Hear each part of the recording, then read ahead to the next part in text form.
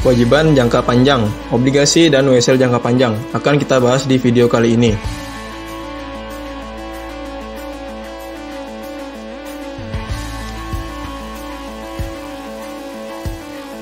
Baik, seperti biasa silahkan subscribe bagi yang belum. Nantikan video-video selanjutnya yang akan bahas tentang akuntansi. Oke, kewajiban jangka panjang adalah kewajiban yang jatuh temponya lebih dari setahun. Kalau misalnya kewajiban lancar, ya itu adalah kewajiban yang jatuh temponya kurang dari setahun atau pas setahun. Tapi kalau misalnya kewajiban jangka panjang itu dia lebih dari setahun.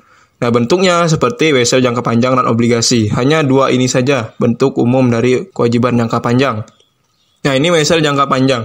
Hampir sama dengan WSL bayar, hanya saja jatuh temponya lebih dari setahun dan nilainya lebih besar. Misalnya, kita pada tanggal 31 Desember minjem uang sebesar 60.000. Menerbitkan WSL bunga 12%, bayar 6 kali angsuran.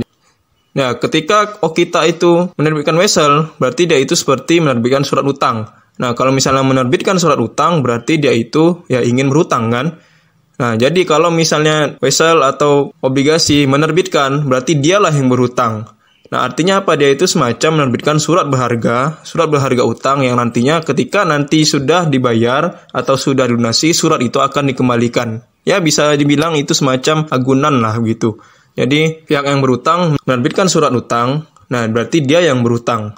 Kemudian ketika nanti utangnya itu sudah dibayar, sudah dilunasi semuanya 100%, ya surat itu akan dikembalikan. Makanya sifatnya kan seperti agunan kan? Agunan itu ya berarti dia itu minjam uang, menyerahkan agunannya, nanti ketika sudah selesai atau sudah lunas semua, agunannya akan dikembalikan.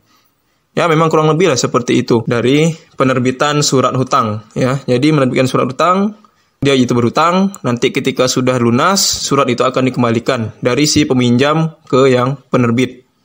Ya, menerbitkan, ingat kalau misalnya dia berhutang, otomatis statusnya ya berarti dia mendapatkan uang, tapi dia harus membayar. Makanya di sini dia memang mendapatkan uang kas, tapi itu menimbulkan hutang WSL. Nantinya harus dia bayar atau harus dilunasi. Nah, karena pembayaran diangsur, tentunya jumlah pokok angsuran akan semakin menurun. Ingat, dia ini bayar 6 kali kan? Berarti 60.000 dibagikan 6 itu adalah 10.000. Nah, karena 10.000 berarti pada saat awal 2011 ya, 2010 ini dia menerbitkan hutang, 2011 itu adalah tahun pertama dia bayar ya di sini. Jadi ketika dia bayar otomatis akan menjadi utang WSL. Nah, utang WSL 10.000, kasnya menjadi 17.200, beban bunganya 7.200. Skemanya, ini adalah utang WSL, beban bunga baru nanti akan menimbulkan kas. Nah, ini juga hampir sama dengan WSL yang sebelumnya ya. WSL di kewajiban lancar ya. Jadi WSL di kewajiban lancar itu bagaimana ya? Dia itu berhutangnya sekian, tapi bayarnya pasti akan lebih besar ya, karena ada bunga kan. Nah, ini juga WSL jangka panjang juga seperti itu. Berhutang sekian, bayarnya pasti akan lebih besar daripada nilai hutang itu karena ada bunganya kan. Ya memang ini praktek yang lumrah kita temui di perbankan atau perusahaan finance lainnya ya. Jadi hutang WSL 10.000, tadi kita sudah dapatkan 10.000 itu dapat dari 60.000 ya. 60.000 dibagikan dengan 6 kali angsuran 10.000. Kemudian beban bunganya adalah 60.000 kalikan 12%, 7.200. Nah, sehingga yang kita bayar adalah 10.000 tambahkan 7.200, hasilnya adalah 17.200. Itu adalah kasnya. Itu pada saat tahun pertama. Tahun berikutnya, tahun 2012, masih sama hutang WSL-nya 10.000 ya. Karena dia bayarnya 6 kali, berarti dia itu sampai ke 2016. Ya, beban bunga. Nah, di sini ada perbedaan 50.000. Kenapa menjadi 50.000? Ingat, dia awalnya sudah bayar 10.000 kan di tahun pertama kan. Otomatis tahun kedua akan berkurang kan. 60.000 kurangkan 10.000 hasilnya akan menjadi 50.000. Nah, 50.000 kalikan 12 hasilnya adalah 6.000. Sehingga kas yang akan dia bayarkan menjadi 16.000 aja di tahun kedua. Jadi bisa dibilang ini bunganya tidak flat ya. Bunganya dia semakin lama akan semakin berkurang. Ya memang dia bunganya tidak flat. Artinya dia tidak bayar 7.200 setiap tahunnya ya. Tidak. Tapi dia itu tahun pertama 7.200. Tahun kedua sudah mulai berkurang menjadi 6.000. Karena dia itu mengurangi dari nilai pokoknya. Memang berbeda ya dengan pinjaman biasa ya. Pinjaman biasa yang flat itu dia pokoknya ya 7.000 terus setiap tahun. 5.000 ya 5.000 terus setiap tahun. Nah tapi di sini dia semakin menurun. Oke, jadi pada saat tahun kedua 16.000. Nah, pada saat tahun ketiga, otomatis ini masih sama ya, utang WSL masih sama, tapi berubah di beban bunga. Beban bunganya menjadi berapa? 40.000 kan? Karena dia sudah bayar di sini 10.000, di sini sudah bayar 10.000 juga. Berarti nanti di tahun ketiga 40.000. Otomatis 40.000 dikalikan dengan 12 menjadi 4.800 kan? Ketika dibayarkan kasnya berarti 14.800 karena 10.000 tambahkan 4.800. Itu yang tahun ketiga. Tahun keempat juga pasti akan berkurang menjadi 30.000. Tahun kelima pasti akan berkurang menjadi 20.000 dan seterusnya. Jadi dia pasti semakin lama akan semakin berkurang beban bunga dan kas yang harus dia bayarkan. Contoh berikutnya itu adalah utang obligasi. Ini adalah yang paling lumrah, yang paling sering dipakai di perusahaan-perusahaan besar atau perusahaan-perusahaan tingkat korporat yang sudah menerbitkan saham. Kalau perusahaan masih CV, masih firma, masih yang perusahaan yang kecil, tidak mungkin menerbitkan utang obligasi. Jadi utang obligasi itu hanya di perusahaan-perusahaan yang besar, di perusahaan-perusahaan yang tingkat korporat, perusahaan yang sudah menerbitkan saham, sudah terdaftar di Bursa Efek Indonesia, sudah menerbitkan sekuritas. Ya, ini cara lain untuk memperoleh pinjaman jangka panjang yaitu menerbitkan obligasi. Sama dengan wesel, harus bayar bunga dan nominal pokoknya. Jadi namanya juga hutang, kita itu harus bayar kan? Harus bayar pokoknya dan harus bayar bunganya. Nah, beda dengan wesel, obligasi itu adalah lembaran. Jadi wesel itu, baik wesel jangka panjang atau wesel lancar, dia itu hanya selembar saja kan, surat hutang yang sifatnya hanya selembar. Namun kalau misalnya obligasi, dia itu berlembar-lembar. Dan memang obligasi itu sangat mahal, selembarnya saja bisa sekian juta. Itu kalau obligasi, memang dia mahal ya. Beda dengan saham, beda dengan wesel, obligasi itu per lembarnya saja sudah lumayan mahal. Apalagi kalau misalnya lebih dari selembar belinya. Ya, berbeda dengan wesel, obligasi itu memiliki jumlah lembar obligasi yang banyak dan dijual kepada masyarakat atau kepada siapapun yang siap untuk memberikan dana kepada perusahaan. Jadi intinya apa? Kalau misalnya dia itu menerbitkan obligasi, menerbitkan surat hutang obligasi, ya diberikan kepada masyarakat, masyarakat itulah yang akan memberikan dana ke perusahaan. Nah, terus masyarakat itu akan mendapatkan apa? Mendapatkan bunganya. Mendapatkan pembayaran pokok itu sudah pasti, tapi untungnya masyarakat yang membeli obligasi itu apa? Dia itu akan mendapatkan bunga. Nah, disitulah transaksi dari obligasi. Jadi siapapun yang dia itu jual obligasinya, nah dia itulah yang memiliki dana dan dia itu akan mendapatkan keuntungan dari pembayaran bunganya. Ya, jadi misalnya si A jual ke B, otomatis B itu harus memberikan dana ke A kan. Nah, tapi keuntungan yang akan diperoleh si B itu adalah dia itu akan dibayarkan nanti, bayarkan pokok, kemudian dibayarkan bunganya. Ya, memang di sini bisa dibilang apa? Seseorang yang memegang obligasi atau yang membeli obligasi itu berarti dia mendapatkan keuntungan dari bunga. Dia bukan mendapatkan keuntungan dari penjualan, bukan mendapatkan keuntungan dari yang lain-lain kan, tapi dia itu akan mendapatkan keuntungan dari bunganya. Nah, saham, meskipun sama-sama surat berharga yang diperdagangkan di bursa modal, saham itu adalah bukti kepemilikan atau penyetoran modal. Jadi obligasi itu bukan bukti kepemilikan, tapi surat hutang kan. Jadi perbedaan antara obligasi dengan saham itu jelas sekali ya. Obligasi itu adalah surat hutang, kalau saham itu adalah surat kepemilikan atau surat yang menyatakan memiliki perusahaan itu. Kalau obligasi surat yang menyatakan berhutang. Nah, ini alasan mengeluarkan obligasi. Perusahaan yang membutuhkan dana jangka panjang akan menimbang untuk mengeluarkan obligasi atau saham. Artinya apa? Kalau perusahaan besar, perusahaan tingkat korporat itu dia pasti perlu dana. Nah, dana yang dia peroleh itu kalau misalnya tidak cukup dari dana yang ada, dari kas yang ada atau dari penjualan yang ada, dia pasti akan mempertimbangkan sebaiknya saya itu harus menerbitkan saham atau mengeluarkan surat hutang saja ya. Dia pasti akan mempertimbangkan hal seperti itu. Kenapa? Karena kalau misalnya saham dengan obligasi kita sudah tahu sifatnya masing-masing itu berbeda ya. Saham itu adalah bukti kepemilikan.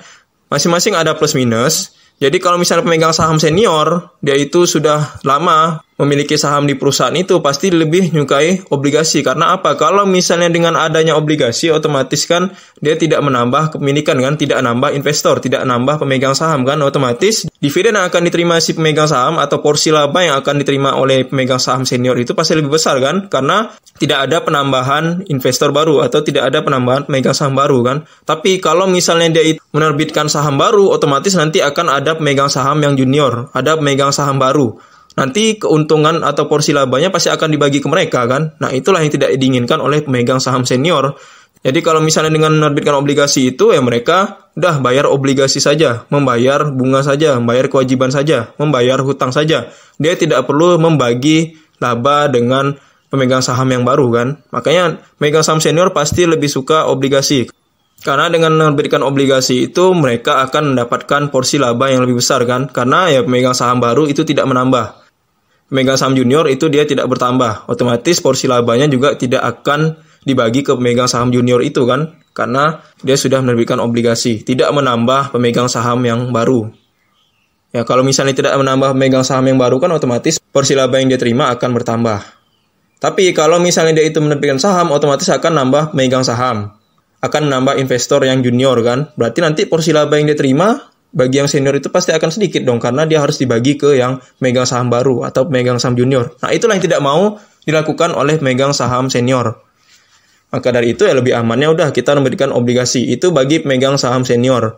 Kemudian pendanaan dengan obligasi itu lebih untung karena apa? Obligasi itu tidak akan nambah pemilikan, itu udah jelas ya tadi ya. Tidak nambah pemilikan, kreditor pun tidak akan terlibat dalam pembagian dividen. Artinya apa ya? Yang memegang obligasi tadi dia tidak akan mendapatkan dividen, tapi dia akan mendapatkan pembayaran bunga. Tidak akan mendapatkan pembagian laba, tapi dia hanya membayar bunganya dan membayar pokoknya kan.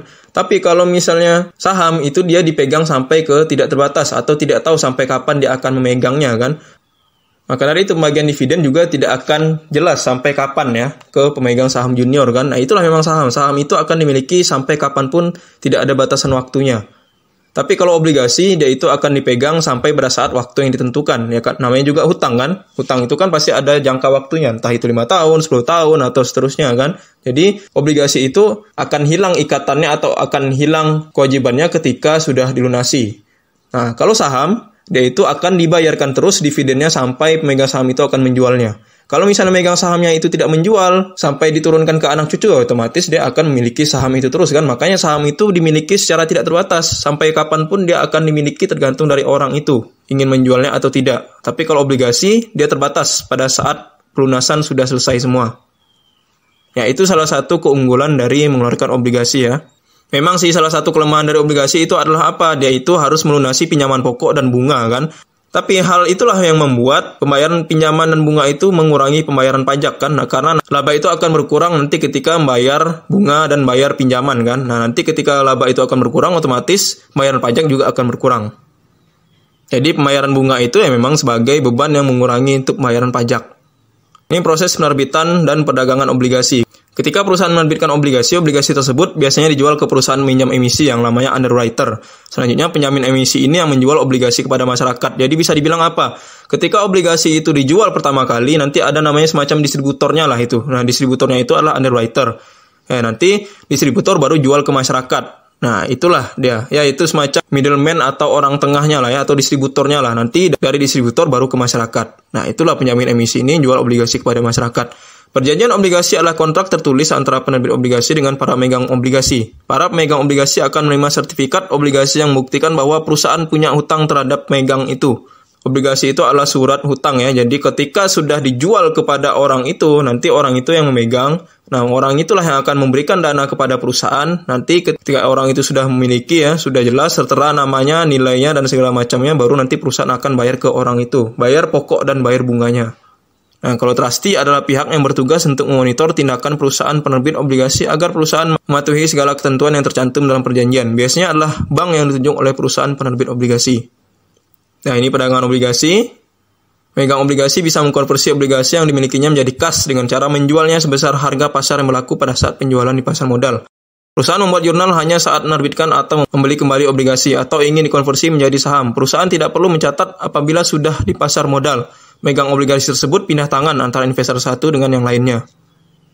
Penentuan nilai pasar obligasi. Nilai pasar obligasi ditentukan dengan nilai waktu uang, time value of money. Artinya apa? Nilai waktu dari uang itu, nilai sekarang tidak akan sama dengan nilai yang beberapa tahun mendatang. Ya, jadi kenapa hal seperti itu bisa? Nilai 1.000 kok bisa menjadi nilai yang tidak 1.000 pada saat nanti? Ya, bisa jadi karena apa? Karena pertama risiko. Risiko yang akan datang itu sangat-sangat tidak bisa kita tentukan ya. Kemudian juga ada inflasi.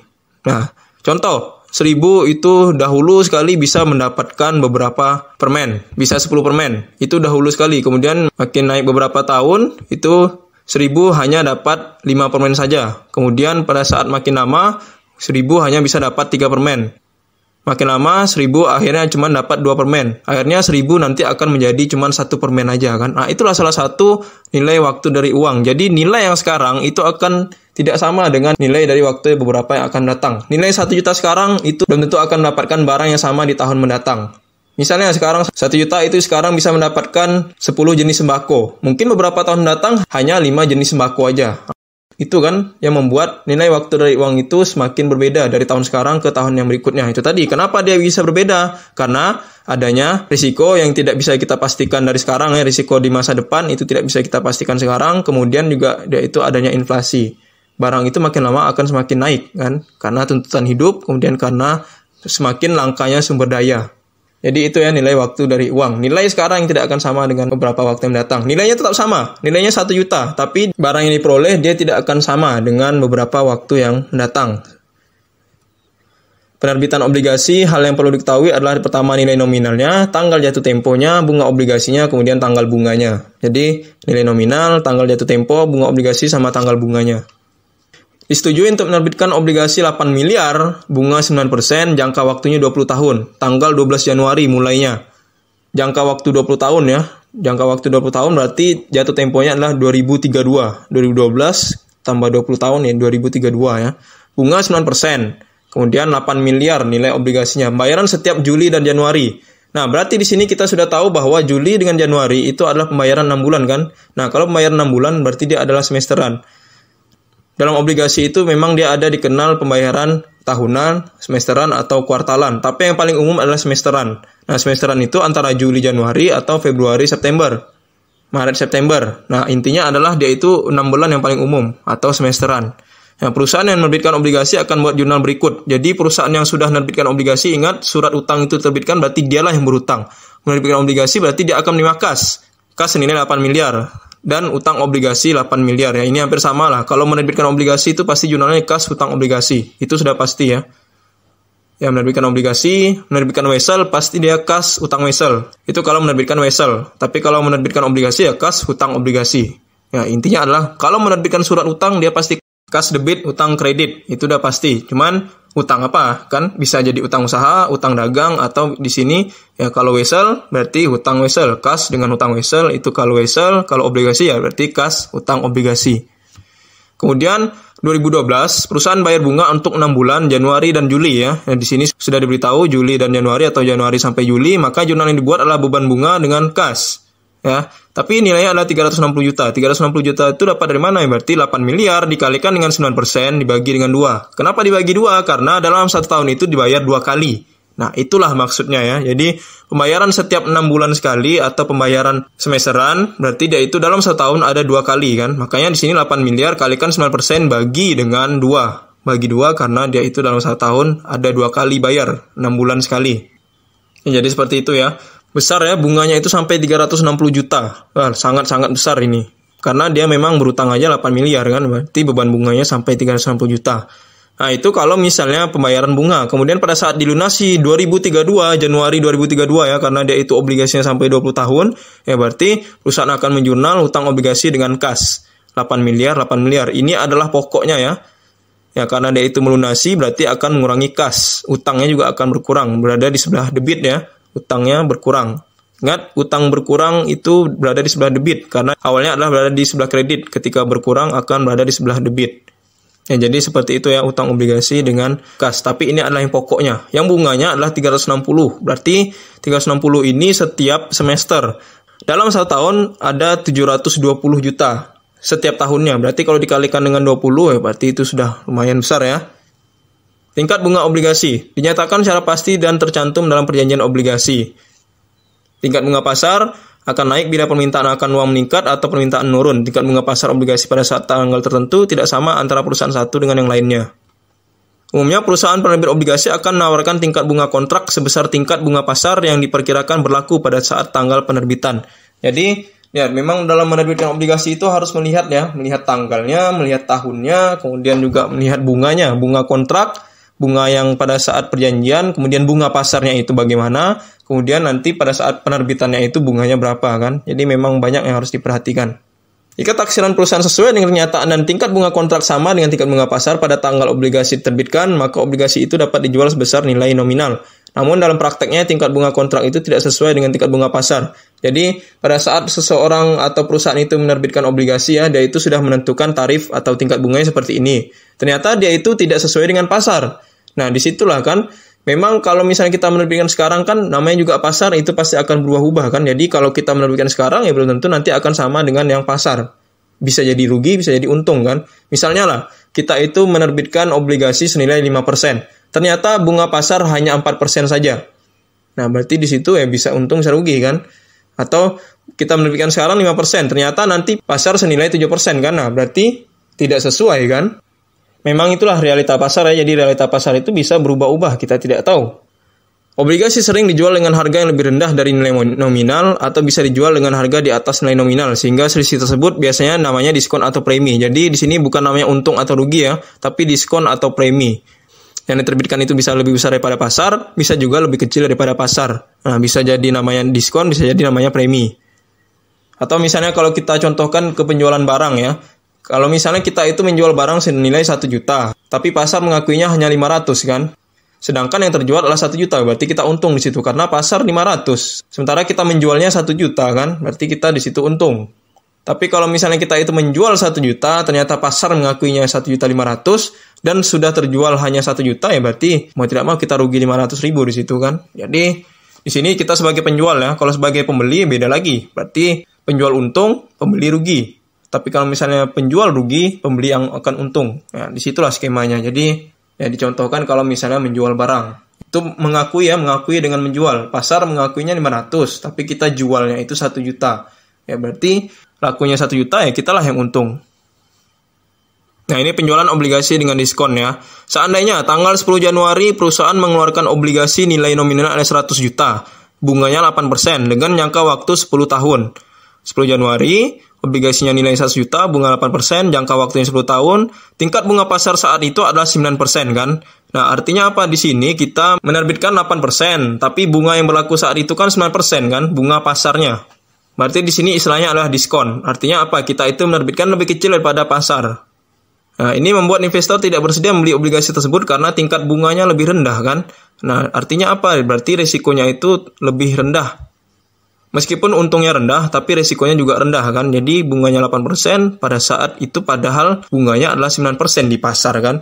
Investor tidak bersedia membeli obligasi tersebut kan karena tingkat bunganya itu tadi. Ya berarti tingkat bunganya rendah daripada pasar, berarti kan keuntungan yang akan diterima investor juga kecil kan. Akhirnya ya udah diakui kecil.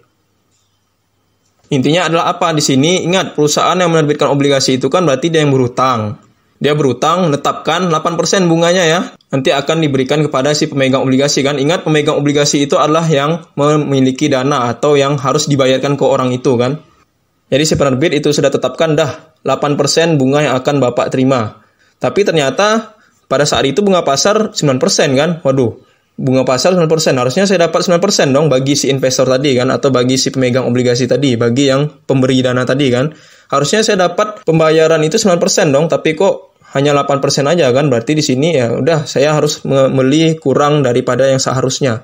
Jadi saya tidak mau membeli sesuai dengan yang 100 juta, tapi saya maunya lebih kecil daripada 100 juta kan. Karena itu tadi saya harusnya dapat untung 9%, tapi malah dapat untungnya 8% bagi si investor tadi kan, bagi si pemegang obligasi tadi. 100 juta saya tidak ingin beli secara penuh, tapi beli lebih kecil daripada 100 juta. Nah, di sini obligasi itu akhirnya udahlah. Oke, kalau misalnya Anda tidak mau dibeli dengan 100 juta, bunga 8% tadi ya yang akan Anda peroleh, padahal yang harusnya Anda terima nanti adalah 9% kan, tapi kami menetapkan 8%, ya udahlah.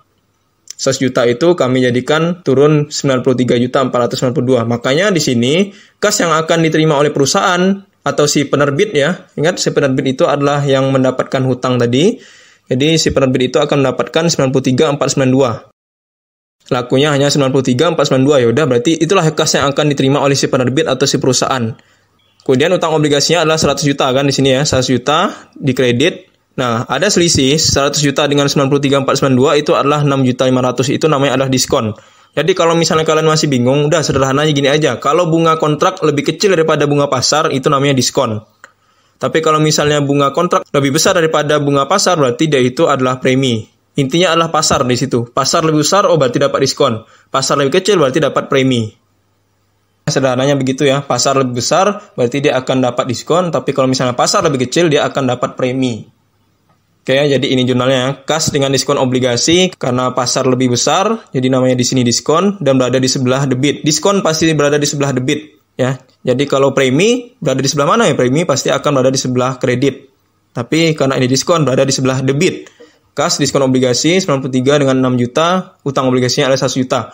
Diskon obligasi ini dapat dari mana ya? Karena kas yang dia terima itu adalah 93 ya.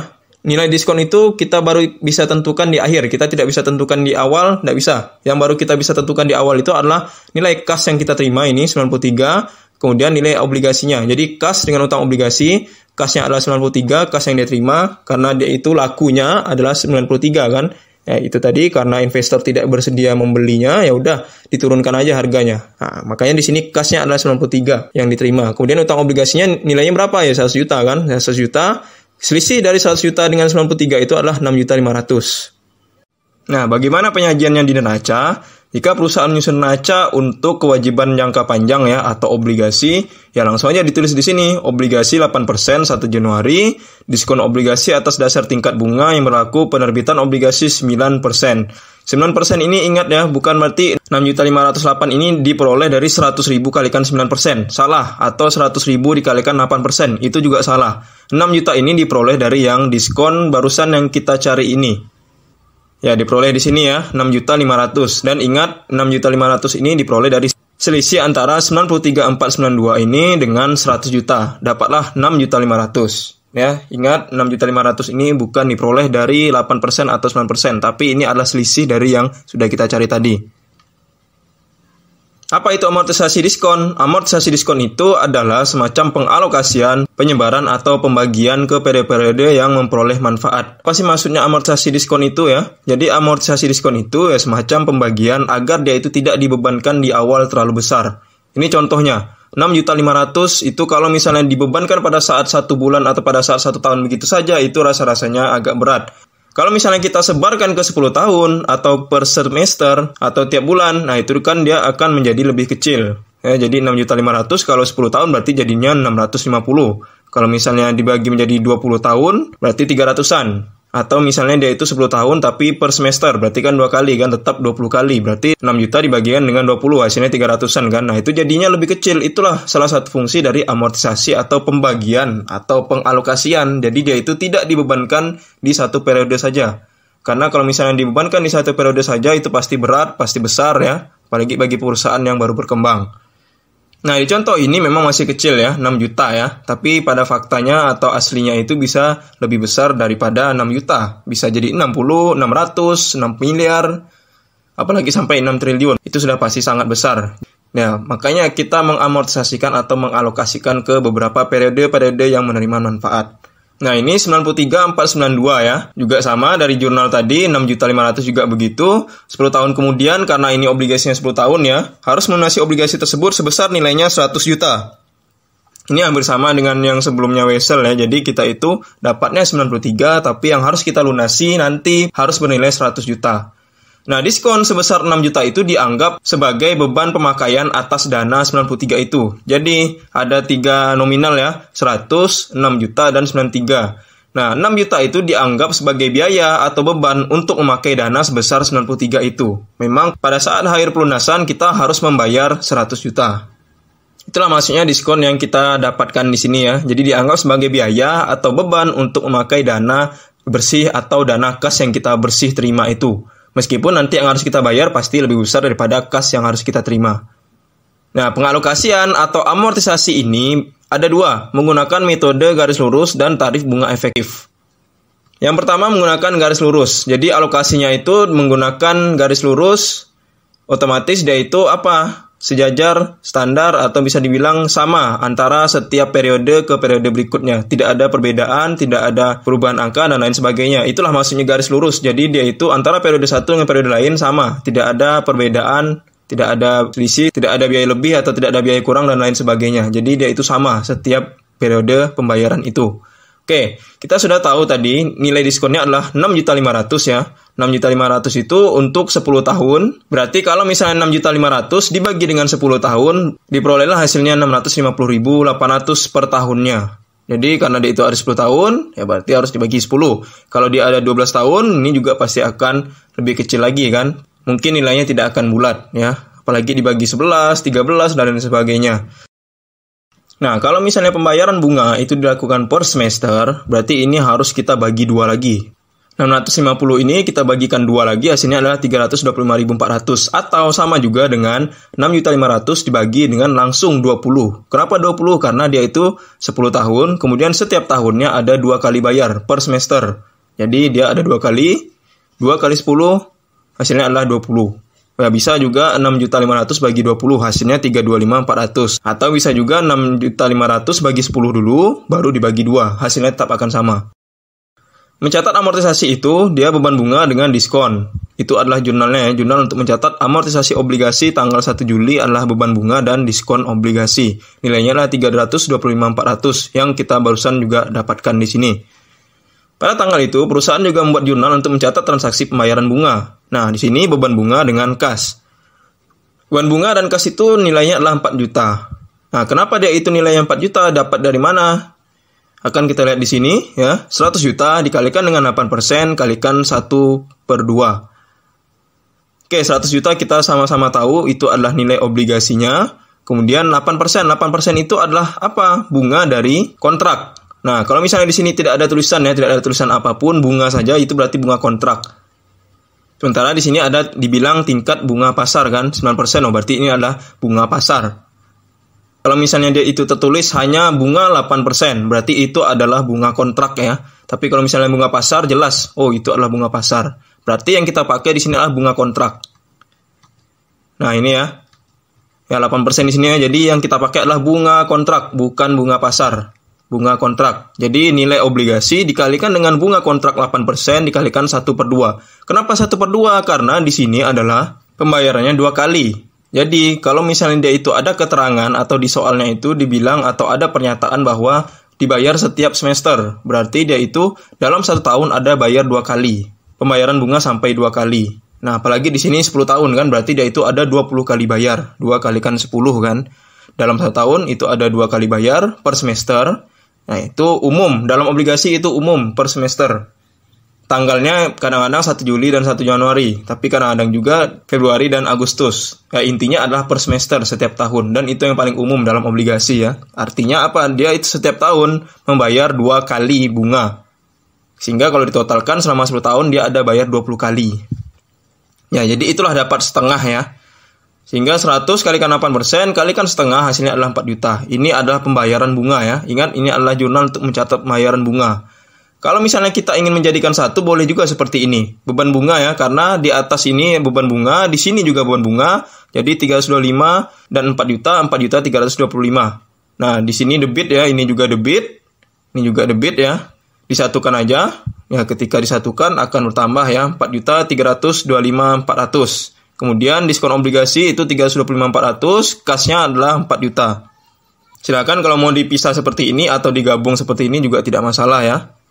Ya, ini keterangannya. Seandainya memang dia itu ada keterangan kontrak 6 bulan atau per semester, berarti setahun ada 2 kali. Memang di soal awal ini tidak ada ya keterangan bahwa dia itu harus bayar berapa per semester atau per tahun. Tapi ya ternyata ada informasi lanjutan di sini ya. Ada informasi lanjutan di sini. Nah, tarif bunga efektif. Tarif bunga efektif itu adalah metode yang berbeda dari metode garis lurus. Jadi metode garis lurus, dia itu setiap tahun, kita bisa lihat di sini, setiap tahun, setiap bulan, setiap semester, atau setiap kali pembayaran yang harus kita bayar adalah 4.325.400 ya. Untuk beban bunganya. Untuk kas yang kita bayar itu 4 juta. Ya, jadi beban bunga 4.300.000, kasnya 4 juta. Ini flat. Istilahnya tarif bunga yang akan kita bayar ya seperti ini terus 4.300.000 sampai ke tahun 10 atau sampai ke 20 kali pembayaran. Jadi 4.300.000 terus atau 4 juta terus yang akan kita bayar ya, flat bunganya. Tapi kalau tarif bunga efektif itu berbeda. Tarif bunga efektif itu ya cukup rumit ya, karena dia itu ada lapisannya, terus juga memang setiap periode pembayaran setiap tahun itu akan berubah-ubah, akan berbeda-beda, meskipun pada akhirnya akan sama. Dan memang metode tarif bunga efektif itu sangat jarang digunakan di beberapa perusahaan. Perusahaan-perusahaan Amerika itu umumnya menggunakan metode garis lurus. Itu di perusahaan-perusahaan Amerika. Lebih dari 90% mereka menggunakan metode garis lurus. Ya, sementara yang menggunakan metode tarif bunga efektif itu sangat-sangat sedikit perusahaan yang menggunakan metode ini ya. Memang karena metode ini cukup rumit ya. Ini kita contohkan aja. Jumlah beban bunga yang dicatat dari hasil perkalian saldo nilai buku utang obligasi awal periode dengan tingkat bunga pasar 6 bulan sebesar 4,5%. Nah, berarti ini menggunakan yang 9%. 9% itu diperoleh dari yang bunga pasar ini ya.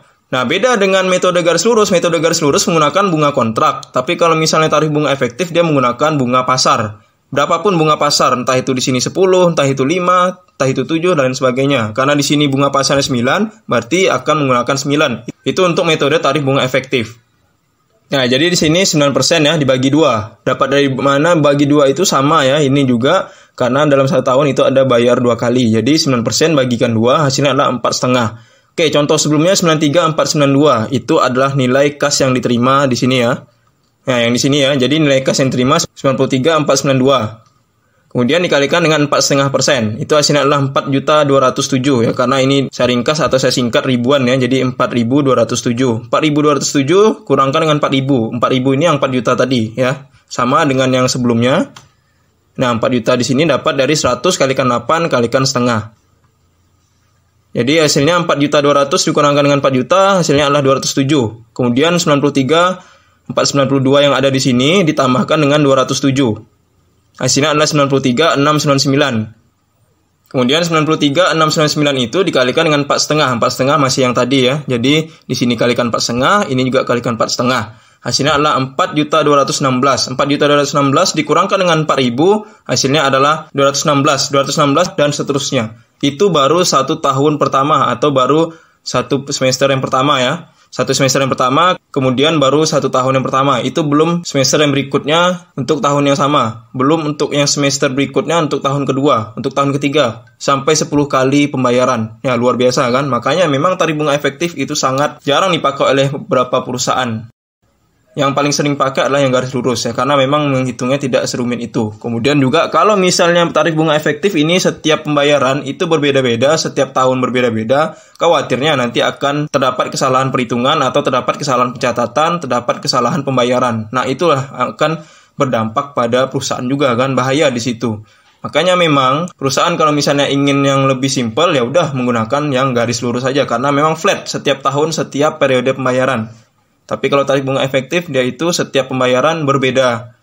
Ya, dikhawatirkan kalau berbeda-beda nanti ada salah perhitungan, ada salah pertambahan, salah perkalian, kemudian nanti ada salah pencatatan akhir, salah pelaporan, dan juga akan salah pembayaran. Nah, itu pasti akan rumit nantinya ya, karena kalau sudah salah satu, salah semua. Ya, kalau jurnalnya hampir sama lah ya, beban bunga, diskon obligasi, dan kas. Beban bunga itu dapat dari 4.207 ya, yang sudah saya jelaskan di sini, 4.207. 207 itu adalah selisihnya, 4 juta itu adalah pembayaran kasnya. Nah, tadi itu adalah pembayaran obligasi dengan diskon. Bagaimana kalau misalnya dengan premi? Premi itu berarti tingkat bunga pasar lebih kecil daripada tingkat bunga kontrak. Artinya apa? Ketika suatu perusahaan menjual obligasi atau menawarkan obligasi nilainya 11% nih.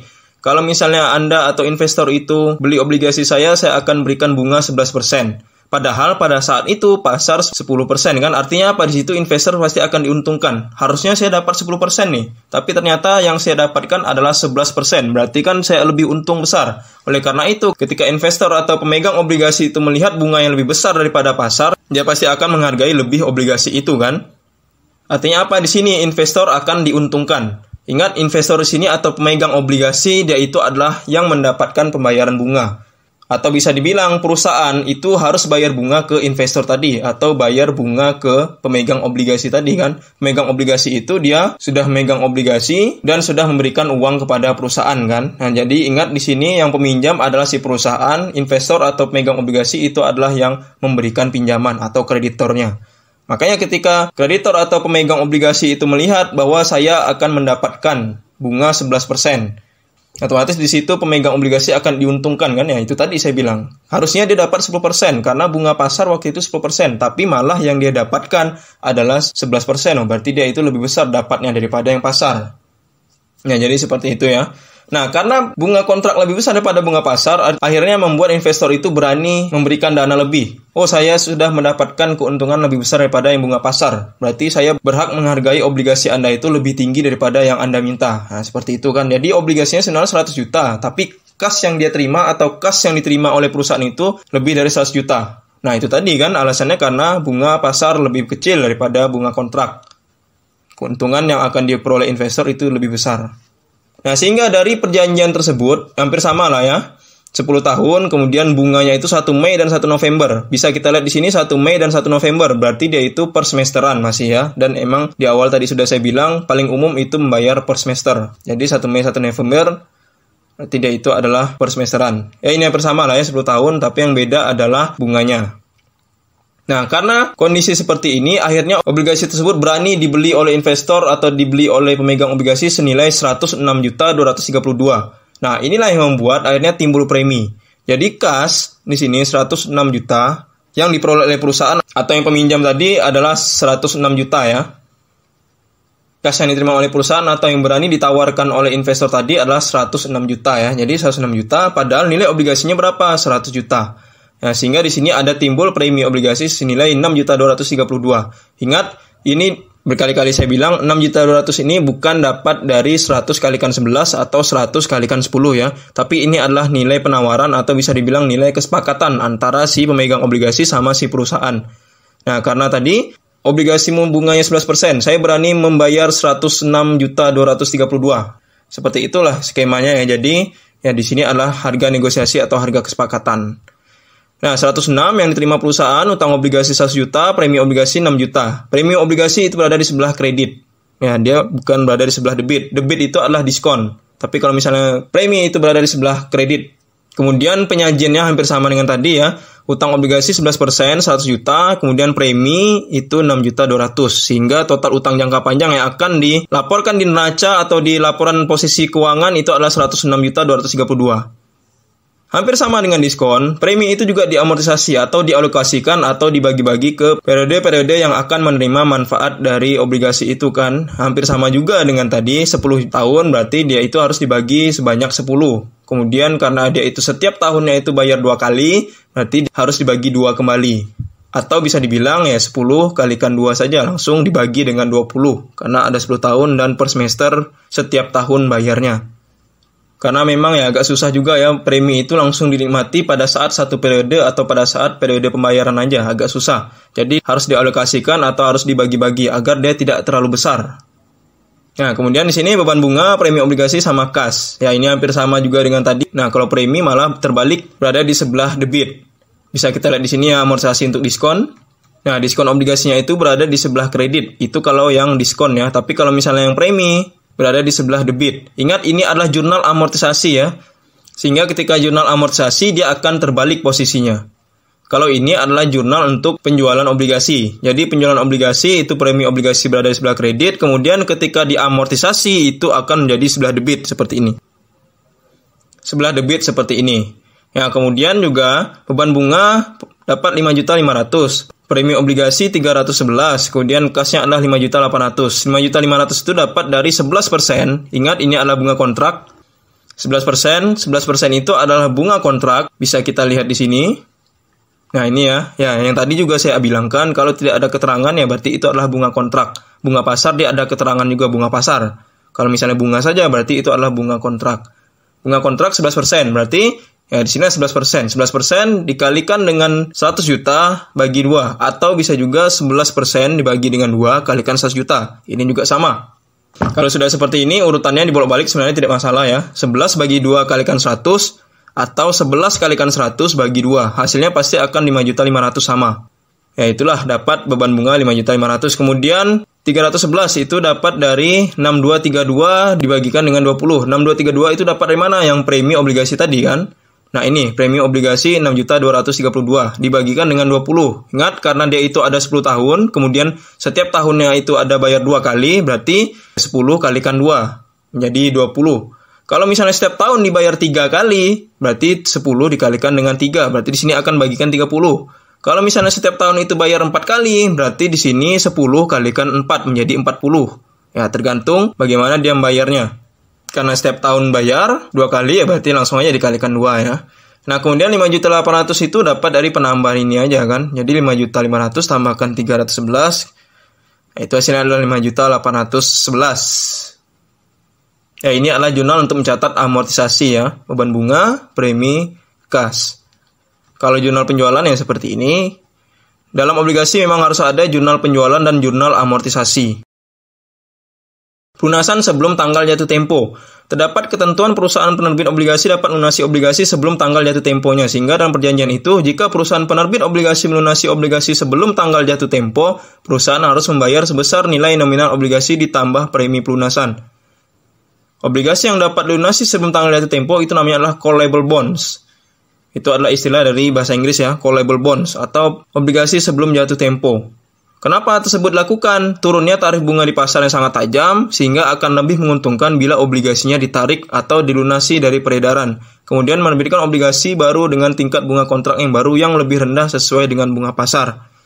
Ya, di sini berarti ada hal atau ada sesuatu yang membuat bunga itu turun tajam. Ketika bunga itu lagi turun tajam, ya berarti perusahaan itu bisa dibilang tarif bunganya rendah. Nah, karena ketika bunga sedang rendah, lebih baik ya udah ditarik aja karena memang itu tadi lagi murah kan, ya sebaiknya ditarik aja sebelum nanti akan naik lagi. Kalau misalnya sudah naik lagi nanti akan susah untuk menariknya kan. Jadi mumpung lagi rendah, mumpung lagi murah harganya udah ditarik aja. Nah, seperti itulah dia. Perusahaan penerbit sering menarik kembali obligasi dari peredaran dengan cara membeli obligasinya sendiri dari bursa umum. Kadang harga yang harus dibayar tidak sama dengan nilai buku yang tercantum dalam perusahaan sehingga selisih tersebut akan jadi laba atau akan jadi rugi. Ya, namanya juga menarik ya, atau melunasi pinjaman. Ada kalanya rugi, ada kalanya untung. Ini misalnya, perusahaan menerbitkan obligasi nilai nominal 1 miliar. Setelah pembayaran bunga dicatat pada tanggal tertentu, premi yang belum diamortisasi itu jumlahnya adalah 12 juta. Jadi di situ bisa diketahui bahwa ini adalah obligasi dengan premi. Karena di sini ada tulisannya premi yang belum diamortisasi berjumlah 12 juta. Kalau misalnya di sini tertulis diskon yang belum diamortisasi berjumlah 12 juta, ya berarti obligasi dengan diskon. Nah, di sini karena premi yang belum diamortisasi berarti obligasi dengan premi. Nah, tanggal tersebut perusahaan untuk membeli 1/10 dari obligasi yang beredar. Bisa dibilang apa? 10% kan? Kalau misalnya 2/10 berarti itu adalah 20%. Kalau 5/10 berarti 50% dan seterusnya. Nah, tapi di sini karena 1/10 berarti dia itu adalah 10%. Kurs obligasi yang berlaku saat itu adalah 98,5. Nah, 98,5 itu sama dengan 98,5%. Ya, jadi jurnal untuk mencatatnya adalah seperti ini ya. Jadi jurnal untuk mencatat callable bonds atau jurnal untuk mencatat pelunasan sebelum tanggal jatuh tempo, utang obligasi sama kas. Kemudian karena ini premi tadi, ya berarti dia itu berada di sebelah debit. Kalau misalnya diskon berarti berada di sebelah kredit. Nilai utang obligasinya ini adalah 100 juta. Ya, dapat dari mana 100 juta itu? 1/10 atau 10% kan? 10% dikalikan 1 miliar atau 1/10 dikalikan dengan 1 miliar. Ya, jadi 1/10 kalikan 1 miliar atau 10% kalikan 1 miliar hasilnya adalah 100 juta. Yang kedua yang harus kita cari adalah kasnya. Jangan kita itu langsung ke premi sama laba ya, nggak bisa. Urutan jurnalnya itu adalah utang dulu, kas, premi, baru laba. Jadi ini 1, ini 2, ini 3, dan ini 4. Ya, jadi utang dulu, kemudian kasnya yang harus kita cari, kemudian preminya, baru yang terakhir adalah labanya. Oke ya, jadi tadi sudah saya bilang, utang obligasi ini dapat dari mana 100 juta, kemudian yang kedua adalah kasnya. Kasnya adalah 98.500. Dapat dari mana 98.500 itu? Diperoleh dari 98,5% dikalikan dengan 100 juta ini. Ingat, ini bukan 1 miliar yang dikalikan ya, atau 12-nya, tapi dapat dari 98,5% dikalikan dengan 100 juta. Kalau misalnya kurs obligasi yang berlaku saat itu adalah 103, berarti 103% dikalikan dengan 100 juta. Itu kalau misalnya kursnya adalah 103 ya. Nah, di sini karena 98,5 atau 98,5%, berarti dia itu 98,5% dikalikan dengan 100. Kalau seandainya kurs itu adalah 105, berarti 105% dikalikan dengan 100 juta. Nah, tergantung dari kursnya ya, lihat nilai kursnya itu berapa, atau penembusannya itu berapa. Ya, jadi dapatlah di sini 98.500.000. Kemudian premi obligasi. Nah, premi obligasi itu dapat dari mana? 12 juta di sini kan. Premi yang belum diamortisasi 12 juta. Berarti 12 juta dikalikan dengan 1/10, atau bisa dibilang 12 juta dikalikan dengan 10%. Dapatlah 1.200.000. Nah, di sini ada peroleh 100 juta ditambahkan dengan 1.200.000 itu adalah dikurangkan dengan 98.500.000. Itu hasilnya adalah 2.700.000. Karena di sini 101.200.000, di sini 98 kan. Berarti kan ada kurang di sebelah kredit ini kan. Ingat, ini adalah prinsip keseimbangan antara debit dengan kredit itu harus sama jumlahnya. Di sini 101 ya, karena 100 tambahkan 1.200.000. Kemudian di sini 98.500.000 kan belum ada kan. Seandainya ini belum ada. Nah, jadi ini adalah 2.700.000. Saya dapat dari itu tadi 101 kurangkan dengan 98.500.000. Hasilnya adalah 2.700.000. 2.700.000 ini namanya adalah laba penghentian obligasi. Artinya apa? Dia itu harusnya bayar 100 juta, tapi yang dia bayar hanya 98.500.000 kan. Nah, berarti kan di situ menguntungkan. Makanya di sini ada laba penghentian obligasi. Nah, kalau misalnya 105 tadi yang saya contohkan di awal, 105 kurs obligasinya, berarti dia akan rugi. Kenapa? itu harusnya bayar 100 juta, tapi yang harus dia bayar beneran adalah 100.500.000 kan. Makanya di situ akan terjadi rugi kalau misalnya 105. Intinya apa? Kalau misalnya kurs itu atau penembusan lebih dari 100, dia pasti akan rugi. Tapi kalau misalnya kursnya atau penembusannya itu di bawah dari 100, pasti akan untung. Nah, itu kalau mau lebih gampangnya. Nah, karena di sini skemanya di bawah 100, berarti dia itu akan laba. Tapi kalau misalnya di atas 100, itu pasti rugi. Ya, jadi seperti itu ya. Dia itu harusnya bayar 100 juta, tapi yang dia bayar hanya 98 ya, karena memang kurs yang berlaku. Atau kalau misalnya ingin saya tunjukkan langsung ya, skemanya bagaimana. Pertama kita harus mencari seperti ini. Nah, ini 100 juta ya. Tadi saya bilang utang obligasi itu 100 juta dapat dari 1/10 kalikan 1 miliar. Kemudian berikutnya adalah kas. Kasnya itu adalah 98.500.000, dapat dari mana ya? 98,5% dikalikan dengan 100 juta. Itulah 98.500.000. Kemudian yang berikutnya adalah premi obligasi. Premi obligasi itu adalah yang 12 juta. Karena dia itu memutuskan untuk membeli yang 1/10 saja atau 10% aja, berarti yang kita tebus juga 10% aja kan. Dia tidak memutuskan untuk menebus semua. Tapi yang dia putuskan itu hanya 10% aja atau 1/10. Jadi ya kita akui juga hanya 1/10, jangan semuanya kan. Yang diakui hanya utang dan preminya saja. Tapi kalau penembusan ya lihat kursnya kan. Jadi tidak melihat 1/10. Intinya 1/10 ini hanya untuk yang nilai obligasi sama yang premi atau diskonnya. 98,5 ini untuk melihat penembusan atau kurs yang berlaku saat itu untuk menebus obligasinya. Jadi premi obligasi 12 juta berarti ya dikalikan 1/10. Dapatlah 1.200.000. Nah, ini yang tadi saya bilang. Di sebelah debit 100 juta dan 1.200.000. Kalau ditambahkan 100 juta plus 1.200.000 itu hasilnya 101.200 kan. Sementara di sini kasnya adalah 98.500 di sebelah kredit ya. Karena di sini agak masuk ke dalam, berada di sebelah kredit. Nah, karena ini ada selisih. Kredit 98, sementara yang debit totalnya itu adalah 101.200. Selisih dari 101.200 dengan 98.500 itu berapa? Adalah 2.700.000. Berada di sebelah mana? Sebelah kredit kan, kredit yang kurang nilai kan, di sini 98 kan, di sini 100, di sini lebih, di sini kurang. Di sebelah debit lebih, di sebelah kredit kurang kan. Nah, berarti kita itu harus menyeimbangkan yang sebelah kredit karena kredit yang kurang. Nah, kalau misalnya debit yang kurang, berarti kita harus menambah yang sebelah debit kan. Tapi karena di sini debit yang lebih, kredit yang kurang ya berarti sebelah kredit lah yang harus kita buat jurnal baru atau nilai selisih dari yang tadi kan. Selisih antara 101 dengan 98 itu adalah 2.700.000. Nah, itulah namanya laba. Ya, atau tadi yang saya bilang, kalau misalnya bingung ini laba atau rugi, intinya kalau dia itu di bawah dari 100 kurs penebusan obligasinya itu, pasti dia adalah laba. Tapi kalau misalnya kurs penebusannya lebih dari 100, pasti rugi. Ya, saya tadi sudah jelaskan ya, kenapa alasan untung atau rugi kan. Atau saya ulang kembali, kenapa dia itu untung kalau misalnya di bawah 100 ya. Karena di sini harusnya dia bayar 100 juta. Tapi yang dia beneran bayar hanya 98 kan ya, berarti di situ untung. Tapi kalau misalnya 105, di sini kursnya, harusnya dia bayar 100 juta nih. Tapi ternyata yang beneran harus dia bayar 105. Berarti kan di situ akan rugi. Itu skemanya ya. Atau ya tadi yang saya bilang lebih simpelnya ya, pokoknya di bawah 100 kursnya pasti laba. Kalau di atas 100 pasti rugi. Obligasi sinking fund, dana yang terdiri dari kekayaan perusahaan yang disisihkan dan digunakan untuk menyiapkan pelunasan obligasi pada tanggal terbitnya.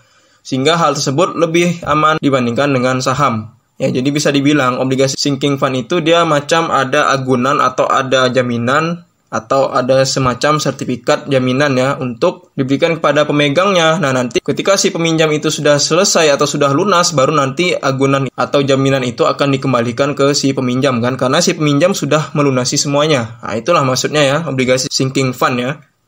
Jadi dia itu dana yang terdiri dari kekayaan perusahaan disisihkan dan digunakan memang untuk melunasi obligasinya. Obligasi menjadi saham, convertible bonds, atau bisa dibilang itu adalah obligasi yang akan menjadi saham ya. Berarti surat hutang akan menjadi surat kepemilikan modal. Pemegang obligasi diberi hak untuk mengubah obligasinya menjadi saham yang dikeluarkan oleh perusahaan. Nah, itu namanya adalah convertible bonds. Obligasi yang dapat dikonversi ya namanya ya. Artinya dari obligasi menjadi saham. Otomatis ketika obligasi menjadi saham, statusnya juga akan berubah. Obligasi itu adalah surat hutang menjadi surat kepemilikan perusahaan. Nah, kemudian yang akan diterima si pemegang obligasi awalnya adalah bunga, tapi berikutnya akan menjadi dividen. Karena dari obligasi menjadi saham kan, awalnya hutang menjadi kepemilikan atau modal kan. Prioritasnya juga akan berubah. obligasi itu adalah surat hutang. Biasanya hutang itu adalah yang paling prioritas atau yang paling awal dibayar atau dilunasi perusahaan. Nah, ketika sudah menjadi saham, otomatis dia itu akan melunasi hutang dulu, baru akan membayarkan dividen. Ya, itulah makanya saya bilang, jadi ketika obligasi menjadi saham, semuanya akan berubah. Statusnya, kepemilikannya, kemudian juga pembayaran keuntungannya juga akan berubah. Ya, memang sih statusnya dari awal itu hutang menjadi modal. Tapi yang dibayarkan juga akan berubah prioritasnya. Awalnya itu hutang adalah bunga, kemudian dari bunga akan menjadi dividen. Baiklah, itu saja dari saya. Semoga apa yang saya sampaikan itu bisa dipahami semua. Sampai jumpa di video selanjutnya.